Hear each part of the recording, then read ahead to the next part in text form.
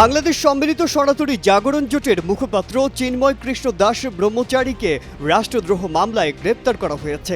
এ নিয়ে কয়েকদিন ধরে মাতামাতি চলছে ভারত জুড়ে। এছাড়া বাংলাদেশে সংখ্যালঘুদের উপর নির্যাতন বেড়ে গেছে বলে দেশটির সংবাদ মাধ্যমে ঢালাওভাবে প্রচার করা হচ্ছে।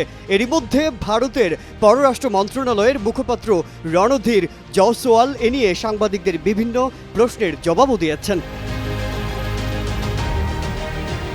রণধীর জয়সওয়াল বলেন, হিন্দুদের ওপর হামলা নিয়ে বাংলাদেশের সঙ্গে সার্বক্ষণিক যোগাযোগ রয়েছে। হিন্দু সহ অন্যান্য সংখ্যালঘুদের ওপর হুমকি এবং হামলার বিষয়টি বাংলাদেশ সরকারের কাছে শক্তভাবে সার্বক্ষণিক উত্থাপন করছে ভারত। এ ব্যাপারে অবস্থান পরিষ্কার। সংখ্যালঘু সম্প্রদায়ের নিরাপত্তা নিশ্চিতের যে দায়িত্ব বাংলাদেশের অন্তর্বর্তী সরকারের রয়েছে সেটি তারা পালন করবে। ভারতের পররাষ্ট্র মন্ত্রণালয়ের মুখপাত্র ইসকন ইস্যুতে বলেন, ইসকন বৈশ্বিকভাবে প্রখ্যাত সংগঠন হিসেবে স্বীকৃত। তাদের সামাজিক ক্ষেত্রে অবদান রাখার ভালো রেকর্ড রয়েছে। বাংলাদেশ সরকারকে আবারও বলবো, সংখ্যালঘুদের নিরাপত্তা নিশ্চিত করুন।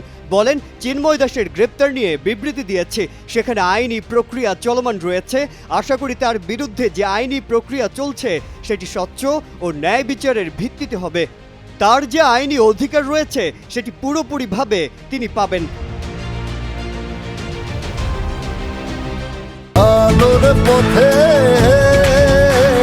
নতুন দিশা।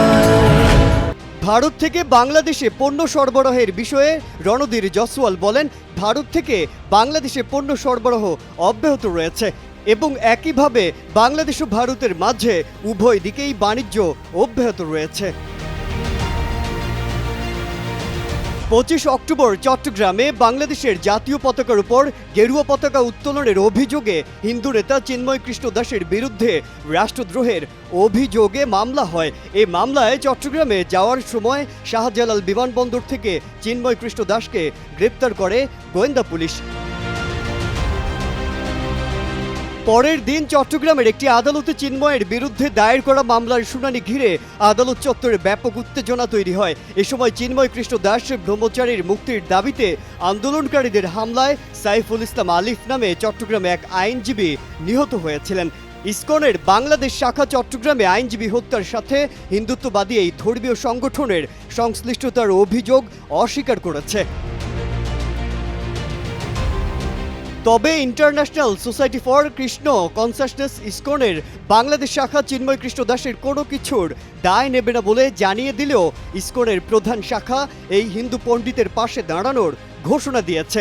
বৃহস্পতিবার সামাজিক মাধ্যম এক্সে দেয়া এক পোস্টে যুক্তরাষ্ট্রের নিউ ইয়র্কে অবস্থিত ইসকনের প্রধান শাখা বলছে, ইসকন প্রধান শাখা শ্রী চিন্ময় কৃষ্ণ দাসের পাশে আছে।